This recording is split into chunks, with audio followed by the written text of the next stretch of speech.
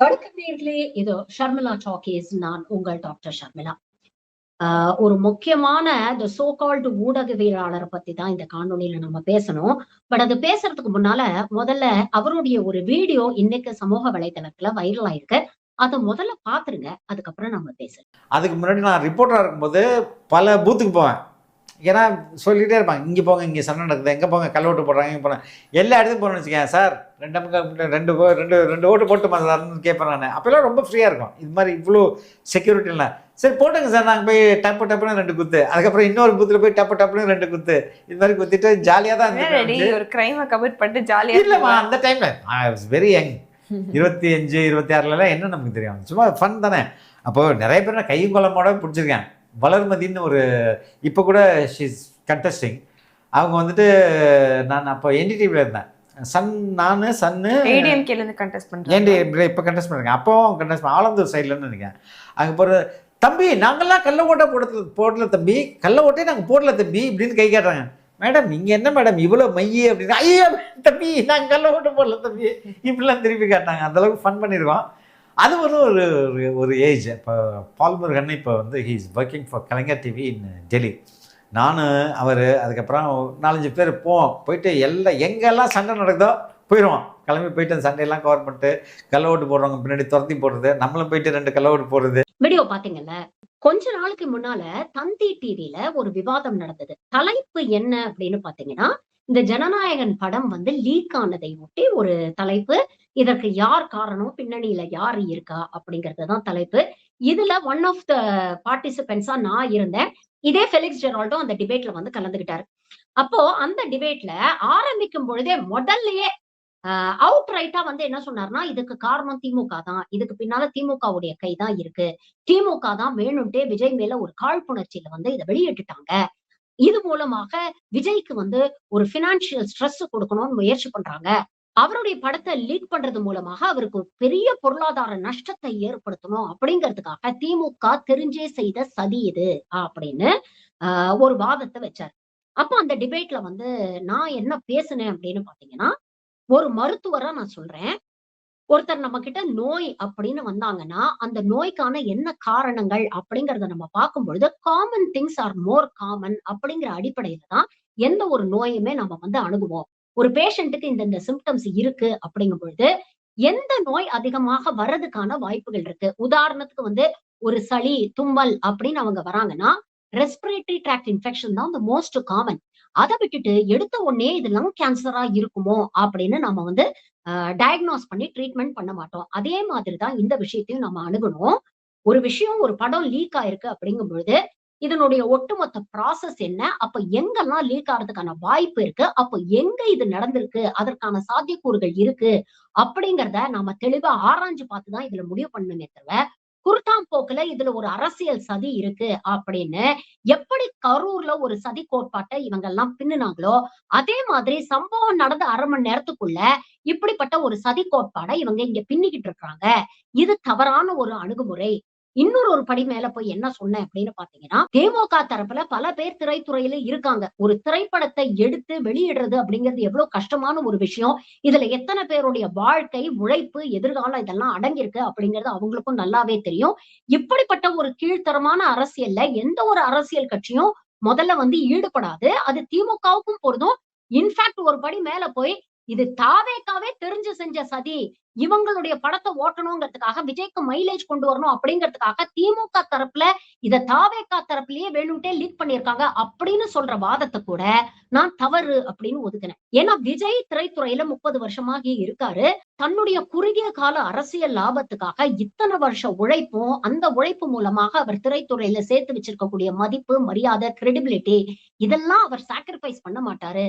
அதனால தாவேக்கா தரப்புல இது தெரிஞ்சே செஞ்சிருக்கிறாங்க அப்படிங்கிற வாதமும் ஏற்றுக்கொள்ள முடியாதது. இதுல காமன் திங்ஸ் ஆர் காமன் அப்படிங்கிற அடிப்படையில பார்த்தா, ஏதோ ஒரு இடத்துல செக்யூரிட்டி லேப்ஸ் நடந்திருக்கு. அது மூலமாகத்தான் எடிட்டிங் டேபிள்ல இருந்தோ, போஸ்ட் ப்ரொடக்ஷன்ல இருந்தோ யார் மூலமாகவோ இந்த விஷயம் வெளியில வந்திருக்கு. இதுதான் யதார்த்தமாக நடந்திருக்கக்கூடிய ஒரு விஷயமா நாம பார்க்கணும். இதற்கு கண்ணு, காது, மூக்கெல்லாம் வச்சு மானே, தேனே, பொன்மானே எல்லாம் போட்டு இத ஒரு பெரிய அரசியல் சதித்திட்டம் மாதிரி ஏற்படுத்தி இத உங்க அரசியல் லாபத்துக்காக பயன்படுத்தாதீங்க அப்படிங்கிற ஒரு வாதத்தை நான் வச்சேன். உடனே இந்த வாதத்துக்கு கருத்தியல் ரீதியாக எதிர்வாதம் வைக்க தில்லோ, திராணியோ, தைரியமோ, அறிவோ இல்லாத ஃபெலிக்ஸ் ஜெரால்ட் வெளிப்படையாவே அந்த டிபேட்ல உங்களுக்கு என்ன தெரியும், உங்களுக்கு அரசியலும் தெரியாது, உங்களுக்கு மருத்துவமும் தெரியாது அப்படின்னு நேரடியாக தனிநபர் தாக்குதல்ல ஈடுபட்டாரு. அந்த நேரத்துல நான் கொஞ்சம் கடுமையாவும் ரியாக்ட் பண்ண ஆரம்பிச்சேன். பட் அதுக்குள்ள நெறியாளனான அசோக வர்ஷினி என்ன தடுத்து நிறுத்திட்டு, நீங்க இந்த மாதிரி தனிநபர் தாக்குதல்ல ஈடுபடுறது தவறு அப்படின்னு சொல்லிட்டு அந்த விஷயத்த அப்படியே கடந்து போனாங்க. அதுக்கப்புறம் நான் அதுக்கு பெருசா ரியாக்ட் பண்ணல. இன்ஃபாக்ட் நீங்க பாத்தீங்கன்னா, தாவேகா தற்கூரிகள் எல்லாம் அந்த போர்ஷன மட்டும் ஒட்டி வெட்டி சோசியல் மீடியாலலாம் ஃபுல்லா ட்ரோல் பண்ணிட்டு இருந்தாங்க. இவங்களுக்கு அரசியலும் தெரியாது, இவங்களுக்கு மருத்துவமும் தெரியாது அப்படின்னு இத ட்ரோல் பண்ணிட்டு இருந்தாங்க வச்சுக்கோங்க. பட் அதுக்கெல்லாம் பதில் சொல்லி என்னுடைய நேரத்த விரயம் பண்ண நான் விரும்பல அப்படிங்கிற காரணத்தினால அத நான் கடந்து போயிட்டேன். ஆனா இப்போ அதற்கான ஒரு விளக்கத்த பதிவு பண்ணணும் அப்படின்னு நான் நினைக்கிறேன். எனக்கு அரசியல் தெரியாது அப்படிங்கிற ஒரு விமர்சனத்த அரசியல் நன்கு தெரிந்த ஃபெலிக்ஸ் ஜெரால்ட் அவர்கள் வச்சிருக்கிறாரு. சரி, எனக்கு அரசியல் தெரியாது அப்படின்னா நான் நடத்தக்கூடிய ஒரு யூடியூப் சேனல்ல எனக்கு இவ்ளோ சப்ஸ்கிரைபர்ஸ் எங்கிருந்து வந்தாங்க? இல்ல தொடர்ந்து சமூக பிரச்சனைகள, அரசியல் பிரச்சனைகள நான் பொது வெளியில பேசிட்டு தான் இருக்கேன். சோசியல் மீடியால தைரியமா என்னோட கருத்துக்கள நான் பதிவு பண்ணிட்டு தான் இருக்கேன். எனக்கு ஆதரவு தெரிவிக்கிறவங்க நெறைய பேர் இத பாக்குறாங்க. என்னை விமர்சனம் பண்ணக்கூடிய இன்னும் நெறைய பேர் அத பாக்குறாங்க. ஏன்னா நம்ம கருத்துக்கு ஒரு வேல்யூ இருக்கு. அது ஒரு தாக்கத்த சமூகத்துல ஏற்படுத்துது அப்படிங்கிறதுனால தான், நம்மள நம்பி இவங்க ஒரு விஷயம் சொன்னானா, இத நம்ம எளிதில் கடந்து போக முடியாது. அப்படின்னு நமக்கு மரியாதை குடுத்து, நம்ம அரசியல் அனுபவத்துக்கும் மரியாதை குடுத்து, இந்த விஷயங்கள பாக்குறாங்க. அதே மாதிரி எனக்கு மருத்துவம் தெரியாது அப்படின்னு திருவாளர் ஃபெலிக்ஸ் ஜெரால்ட் அவர்கள் சொன்னாரு. எனக்கு உண்மையிலேயே ஒரு சந்தேகம். இவர் நேஷனல் மெடிக்கல் கமிஷன்ல ஏதாவது இருந்திருக்கிறாரா? இல்ல ஏதாவது மருத்துவம் கிருத்துவம் படிச்சிருக்கிறாரா? எந்த அடிப்படையில எனக்கு மருத்துவம் தெரியாது அப்படிங்கிற ஒரு விஷயத்த இவர் பதிவு பண்ணாரு அப்படிங்கிறது உண்மையிலேயே எனக்கு வேடிக்கையா தான் இருந்தது. இது போன்ற கழுசடைகள் என்ன வேணா சொல்லிட்டு போலாம். இதற்கெல்லாம் நம்ம ரியாக்ட் பண்ணக்கூடாது. ரியாக்ட் பண்ணி நம்ம தரத்த நாம குறைச்சுக்க கூடாது அப்படிங்கிறதுனால தான் அமைதியா இத கடந்து நான் போனேன். ஆனா இன்னைக்கு ஃபெலிக்ஸ் ஜெரால்ட் அவர்களை கேள்வி கேட்கணும். எனக்கு அரசியல் தெரியாது, எனக்கு மருத்துவம் தெரியாது அப்படின்னு சொன்ன ஃபெலிக்ஸ் ஜெரால்ட் அவர்களே, உங்களுக்கு ஜர்னலிசம்னா என்னன்னு தெரியுமா? ஜர்னலிஸ்டிக் எத்திக்ஸ் அப்படின்னா என்னன்னு தெரியுமா? எல்லா வீடியோலயும் ரொம்ப பெருமையா சொல்லிக்கிறேங்க. நான் நேஷனல் மீடியால ஜர்னலிஸ்டா இருந்திருக்கேன். என்டிடிவில ஜர்னலிஸ்டா இருந்திருக்கேன்னு. அப்படியே ஒரு நேஷனல் மீடியால ஜர்னலிஸ்டா இருக்கக்கூடியவர் எவ்வளவு எச்சத்தனமான, கேவலமான, கீழ்த்தரமான ஒரு வேலைய பண்ணிட்டு, அத வேற பெருமையா தன் பொண்ணோட உட்கார்ந்து ஒரு சேனல்ல டிஸ்கஸ் பண்றாரு அப்படிங்கிறத பாருங்க. கள்ள ஓட்டு போடுறது சட்டப்படி குற்றம். இது எல்லாருக்கும் சாதாரண அடிப்படை ஓட்டு போட உரிமை இருக்கக்கூடிய ஒவ்வொரு சிட்டிசனுக்கும் தெரிஞ்ச விஷயம்.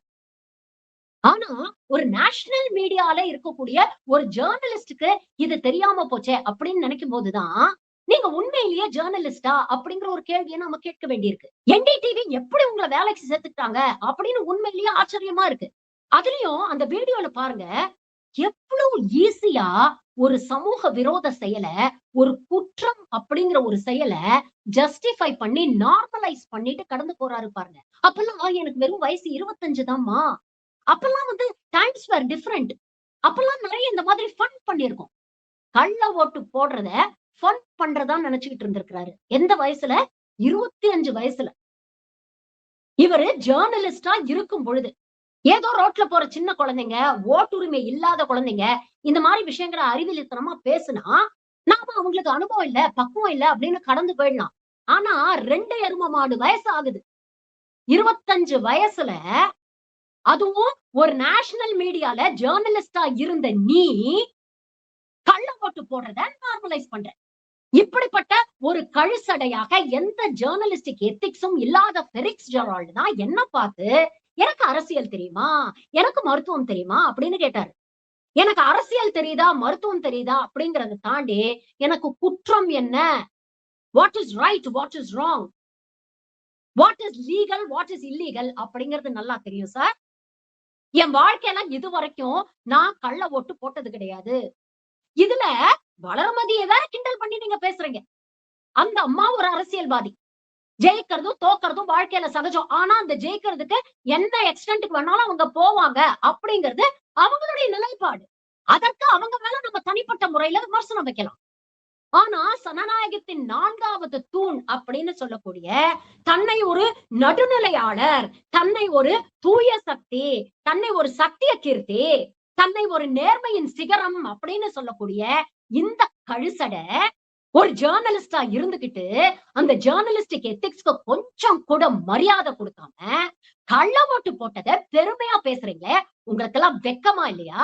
அப்ப இத்தனை வருஷமா தன்னை ஒரு நேர்மையாளர் அப்படின்னு நீங்க போட்டுக்கிட்ட வேஷம் இன்னைக்கு ஒட்டுமொத்தமா கலைஞ்சு போச்சு. ஒரு ஜேர்னலிஸ்டா இருந்துகிட்டே இவ்ளோ அக்கிரமம் பண்ணக்கூடிய நீங்க இன்னைக்கு தாவேகாவை நம்பி விஜய நம்பி எந்தவித புரிதலும் இல்லாம கண்மூடித்தனமா விஜயை பின்பற்றக்கூடிய இளைஞர்களை எந்த அளவுக்கு தவறா வழி நடத்துவீங்க அப்படிங்கிறதுக்கு இந்த ஒரு வீடியோ பத்தாதா? கரூர் சம்பவத்துல ஆரம்பிச்சு இந்த ஆள் இதையத்தான் பண்ணிட்டு இருக்காரு. அந்த சம்பவம் நடந்து இன்னும் முழுமையான செய்தி மெயின் ஸ்ட்ரீம் மீடியால வரதுக்குள்ள உக்காந்து கான்ஸ்பிரசி தியரி சதிவலைகள் பின்னிய அயோக்கிய பயதானே நீங்க. சவுக்கு சங்கர் போன்ற த சோ கால்டு ஜேர்னலிஸ்ட் சந்தர்ப்பவாதிகளுக்கு சப்போர்ட் பண்ணி கேரக்டர் சர்டிபிகேட் கொடுக்கும் போதே எனக்கு தெரியும் உங்களோட யோகியதை என்ன அப்படின்னு. உங்களை போன்றவர்களுக்கெல்லாம் பதில் சொல்லக்கூடாது அப்படின்னு தான் கடந்து போனேன். ஆனா இந்த விஷயத்த என்னால கடந்து போக முடியாது. உண்மையிலேயே ஜேர்னலிஸ்ட் அசோசியேஷன்ல இருக்கிறவங்க இதெல்லாம் எப்படி சகிச்சுக்கிட்டு கடந்து போறீங்க? குறைஞ்சபட்சம் நீங்க எல்லாம் ஒரு கண்டனத்தையாவது பதிவு பண்ண வேண்டாமா? நியாயமா இந்த மாதிரி விஷயங்கள் பண்றவங்க மீது சட்டப்படி நடவடிக்கை எடுக்கணும்ல. இதையே திமுகவையோ அதிமுகவையோ சேர்ந்தவங்க யாராவது பதிவு பண்ணியிருந்தா இந்நேரத்துக்கு இந்த தாவேகா கும்பல் என்ன குதி குதிச்சிருப்பாங்க. ஐயோ பாருங்க, கள்ள ஓட்டு போடுறாங்க, தேர்தலை மேனிபுலேட் பண்ண ட்ரை பண்றாங்க அப்படின்னு எல்லாம் சதிவேலை பின்னிருக்க மாட்டாங்க. அடுத்தவனை நோக்கி ஒரு விரல நீட்டத்துக்கு முன்னால உங்களை நோக்கி 4 விரல் நீண்டுகிட்டு இருக்கு சார். முதல்ல நீங்க யோக்கியனா அப்படிங்கறத கண்ணாடியில பாருங்க. அதுக்கப்புறம் அடுத்தவங்களை தனி மனித விமர்சனம் பண்ணலாம். உண்மையிலேயே NDTV போன்ற நீங்க எந்த சேனல்ல எல்லாம் ஒர்க் பண்ணீங்களோ உங்களை மாதிரி ஒரு கழுசடைய அவங்க வேலைக்கு வச்சதுக்கு உண்மையிலேயே அவங்க வெக்கப்படணும், வேதனைப்படணும், கேவலப்படணும். போற போக்குல ரொம்ப அசால்ட்டா நாங்களும் எங்க பங்குக்கு 2 கள்ள போட்டு போனோம் அப்படின்னு சொல்றது இருக்குல்ல. இவருடைய மாரல் அண்ட் எத்திக்கல் ஸ்டாண்டர்ட்ஸ் எந்த லெவல்ல இருக்கு அப்படிங்கிறதுக்கு இது ஒரு stand. At least I am very clear where I stand. நான் யாருக்கு ஆதரவு தெரிவிக்கிறேன் அப்படிங்கறத நான் ரொம்ப வெளிப்படையா பதிவு பண்றேன். அதற்கான காரணங்களையும் சேர்த்து நான் பதிவு பண்றேன். என்னை ஒரு நடுநிலையாளர் அப்படின்னு நான் என்னைக்குமே சொல்லிக்கிட்டது இல்ல.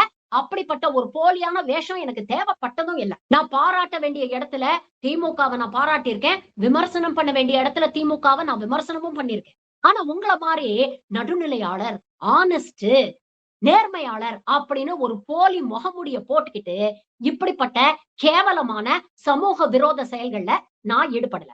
ஏன்னா என் தரம் அப்படி, உங்க தரம் அப்படி. இப்ப கூட இதை நான் ஏன் பதிவு பண்றேன்னா இவர் என் மேல வச்ச தனிப்பட்ட விமர்சனத்துக்கு இல்ல.